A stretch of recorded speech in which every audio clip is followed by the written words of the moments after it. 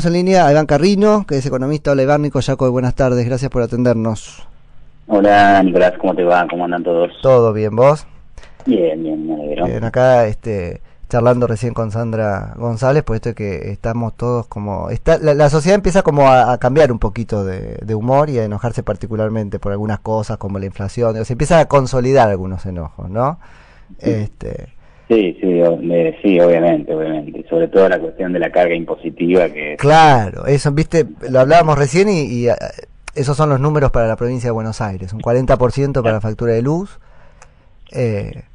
Me parece que... Porque a mí siempre estas cosas me preocupan y entiendo que a vos también, que no haya un dejo, si querés, de esa costumbre populista, ¿no? Que nos estemos quejando simplemente porque estamos acostumbrados a que parece que no lo pagamos, pero lo pagamos por otro lado, ¿viste?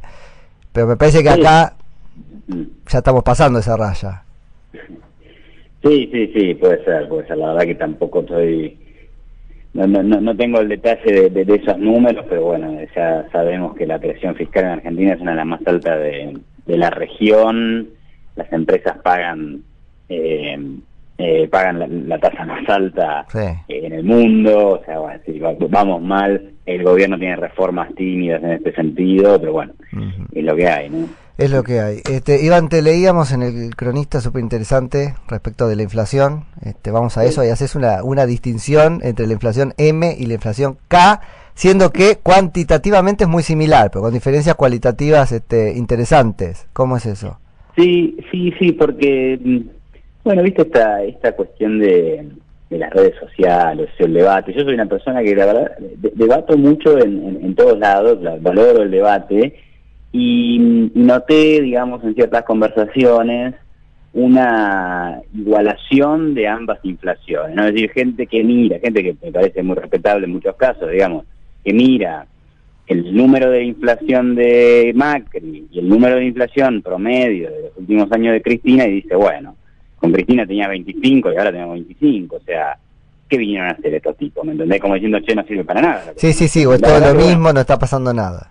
Claro, no pasa nada, pero la verdad es que hay que reconocer algo, o sea, yo en ningún momento planteo que la inflación de Macri sea buena. Lo que sí planteo es que hay una inflación que es mucho peor, que es la de tener inflación y encima tener unos brutos ignorantes, con todo respeto, que se creen que la inflación hay que combatirla con controles de precios. Entonces, ¿qué hacen?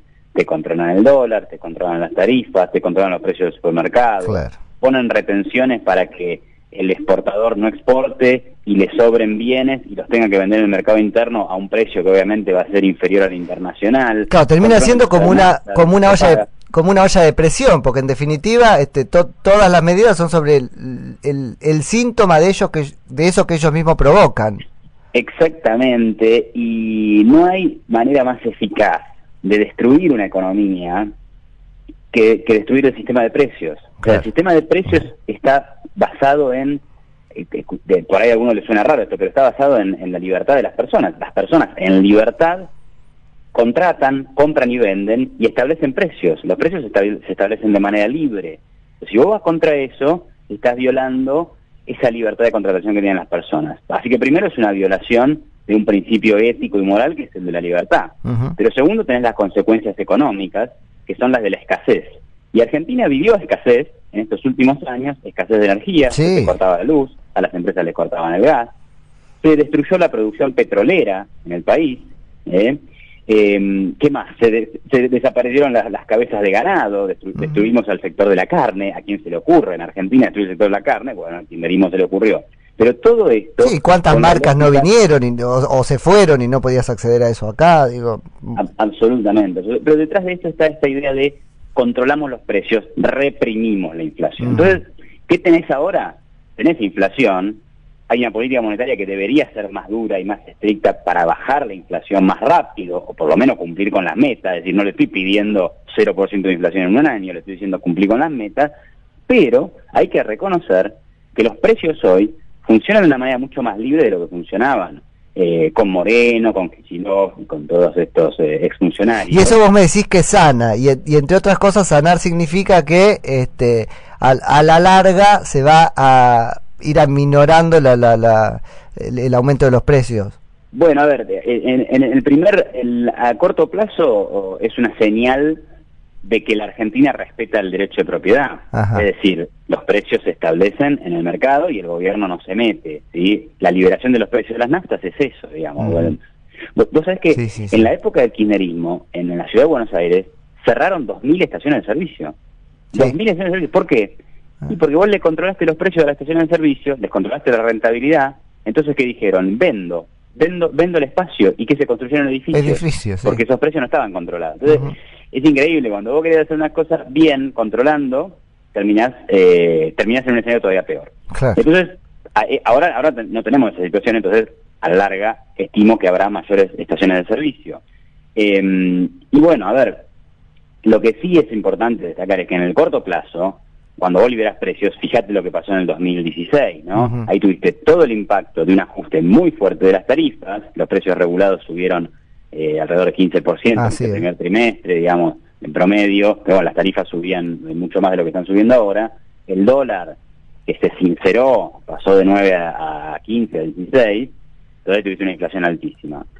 Entonces, a largo plazo la inflación siempre y en todo lugar es un fenómeno monetario, pero a corto plazo no podés evitar el ruido que te generan estos ajustes. Entonces, si vos mirás lo que pasó con las tarifas en el primer trimestre de este año, y el año pasado, y el anterior, bueno, tuviste un ajuste, y eso impacta en la inflación promedio, pero es de corto plazo. Claro. A largo plazo va a prevalecer una política monetaria que busca bajar la inflación. Ahí en el artículo lo pongo, todavía es medio imperfecta, porque no está bajando lo suficientemente rápido la inflación como se plantea el objetivo, pero bueno, por lo menos no tenemos gente que dice que la culpa es de los empresarios. Tenemos gente que dice, la cuestión es la política monetaria, pero los precios vayamos liberándolos, porque si no, tenemos el peor de los mundos, ¿no? Claro, es una cosa menos artificial en un punto, porque no está presionando desde arriba. Ahora la pregunta, un poco ya me lo contestaste. Ayer me manda un WhatsApp mi vecina, que es economista, y me dice, Nico, estoy muy preocupada, la inflación es, bueno, y yo le decía, pero es un poco menos que el gobierno anterior, qué sé yo, pero me dice, sí, pero estos están haciendo lo que hay que hacer para bajarla. Y no baja. Bueno, ahí vos un poco me lo contestaste, me dijiste, están haciendo, pero tendrían que hacer más. ¿Qué pasa con eso? Sí, claro, a ver, o sea, por eso, obviamente, en el número, lo que yo criticaría del número no es, son iguales al kirchnerismo. Yo criticaría, muchachos, tenés una meta de 15 para este año, y como va la cosa, si llegás al 20 es un logro. Bueno, mirá, me parece que ahí lo que tendría que hacer el Banco Central es ponerse más duro todavía. Y ayer, la verdad es que Sturzenegger un poco habló en esta línea, es decir, dijo, mira, nosotros creemos que el fenómeno de la inflación en este primer trimestre tiene mucho que ver con esta suba de los precios de las tarifas, con esta suba del tipo de cambio, ¿sí? Y que es transitorio. Si resulta que nos equivocamos y no es transitorio, entonces vamos a ajustar más todavía la política monetaria, vamos a subir la tasa de interés. O sea, vuelvo a mandar yo en un punto, digamos. Si ese fue un poco el debate del último tiempo y él perdiendo, ¿no? Ahora vuelvo a aplicar mi receta, sería. Sí, creo que lo ha resumido bien, ¿no? Vuelvo a tomar las riendas de esto y ya, digamos, basta con lo de la baja de tasas, me pongo a subir tasas de vuelta, pero lo que sí, pero también es cierto que si es verdad que la cuestión es transitoria, y en algún punto tiene sentido pensar que puede serlo, porque te digo, siempre en los primeros trimestres de estos años se está acumulando el aumento de las tarifas y los precios regulados. Entonces, ¿y qué pasó a partir de los segundos trimestres de estos 2 años que hemos pasado antes? Y la inflación bajó. Sí. Entonces, que la inflación va a bajar, creo que ahí hay consenso. Lo que no hay consenso es si va a bajar lo suficiente como para llegar cumplir la meta, digamos. Y obviamente que ya creo que hay consenso de que al 15 no se llega. No, hasta Duhovne dijo, vamos a estar más cerca del 15 que del 20, pero eso puede ser 17,40, qué sé yo. Pero bueno, sí, es como que la meta de inflación quedó como, bueno, un objetivo al que vamos a hacer lo posible por llegar. Igual, a ver, si la inflación termina siendo 20, sí, es verdad, es como una luz amarilla, sigue siendo un problema, es una inflación altísima en términos mundiales. pero consolida un camino de baja, ¿no? Entonces, sí, bueno, sí, eso seguro. a un gobierno gradualista, los resultados gradualistas son razonables, ¿no? Es decir, y ahí yo me voy a poner un poco, te hago la pregunta no técnica, ¿no? ¿Qué pasa con la relación? Porque está muy bueno esto que vos nos planteás, es clarísimo, pero a mí no deja de conmoverme que, bueno, no quiero acudir a esa imagen de que como es el salario va por la escalera y los precios por el ascensor o no sé qué, pero digo, eso sí pasa, y uno ve que al tiempo que el gobierno te está diciendo no se va a cumplir mi meta o empieza a meta a decírtelo, sin embargo mantiene mejor que las paritarias no sean más del 15. Digo, ahí sí hay una cosa que uno podría plantearse, entiendo que acompañar la inflación es una cosa que la acelera, pero tampoco podés cortar siempre por el mismo lado, eso enoja muchísimo. A ver, hay un dato que hay que mencionar. El año pasado los salarios en promedio, los salarios del sector privado registrado, le ganaron a la inflación, subieron más o menos 27 y la inflación fue 25. Este año hay paritarias que están cerrando al 15, pero son un 15 con cláusula de revisión y qué sé yo, o sea, finalmente no sabemos dónde van a cerrar, y yo estimo que van a estar por encima del 15. Ahora, ya que tocamos el tema, yo discutiría toda la idea de que los salarios tienen que ir atados a la inflación como dogma. Es decir, los salarios, así como el resto de los precios de la economía que digamos, de los que hablábamos antes, tienen que ser libres. Y tienen que ser lo más libres posible. Entonces, si el salario de Juan tiene que subir 300%, porque ganó una productividad impresionante y es un innovador increíble, que suba. Claro. Y si el salario de Pedro tiene que subir 8%, porque justo está en un sector al que le está yendo muy mal y le está costando y tiene que reconvertirse, tiene que subir 8, no tiene que subir 15, porque si no ahí lo que hace es de vuelta a distorsionar los precios de mercado. Artificial, metes el artificio. Situaciones ineficientes y malas para la economía. Ok, bueno, a eso quería llegar, así que está perfectamente planteado. Sí, porque hay como esa cosa de que tiene que estar necesariamente atado. Eso pasa por quienes conducen la negociación también. Digo, podría haber más justicia inyectada en el sistema si los núcleos de negociación fuesen más pequeños que todo el gremio, por ejemplo. Sí, por supuesto, todo el sistema de negociaciones salariales tendría que revisarse de cuajo, digamos, esto de que, no sé, 5, 10, 20 gremios como mucho negocian los salarios de 40 millones de personas, bueno, o de las 20 largos millones que trabajan, bueno, digamos, es complicado porque tenés como corporaciones que deciden la vida todos los demás.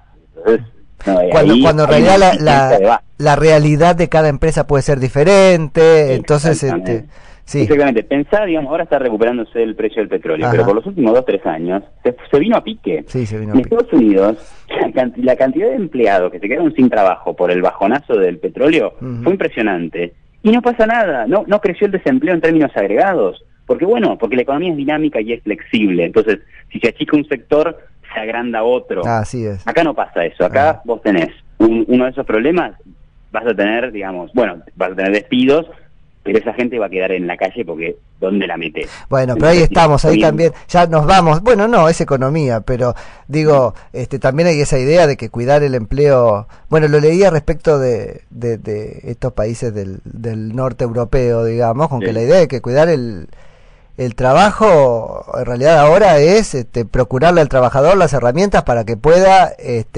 capear las continuas transformaciones o las varias transformaciones que va a sufrir a lo largo de su vida laboral. Ya no tiene que ver con... claro, es un buen punto. No tiene que ver con atarlo al mismo, ¿no? Claro, la mejor manera de proteger el empleo es brindándole flexibilidad al sistema laboral para que todos podamos ajustarnos a esas circunstancias cambiantes. Claro, y cambiar con el menor trauma posible. Exactamente.